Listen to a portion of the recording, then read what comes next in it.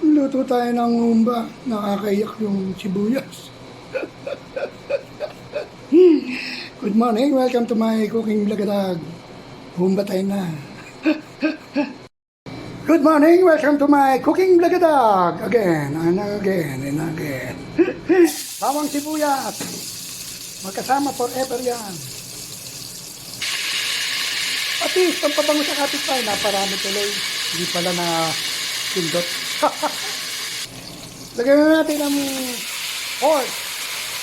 Pinakuluan ko na yan. Kaya gigisa ko konti, then pakukuluan ko ulit. Kasi hindi pa masyadong malambot.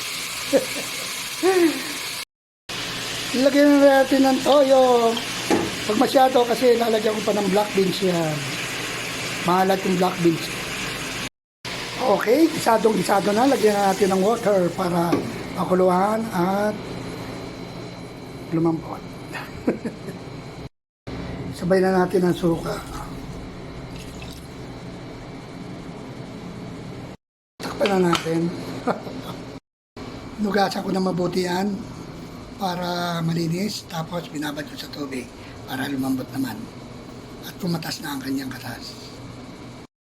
30 to 45 minutes para malambot.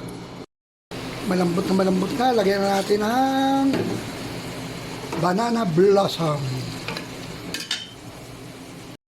Lagyan na rin natin ng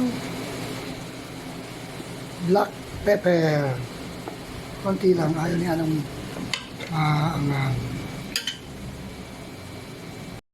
lagyan na rin natin ng black beans. At pineapple tidbits. Ayos. May kulang pa.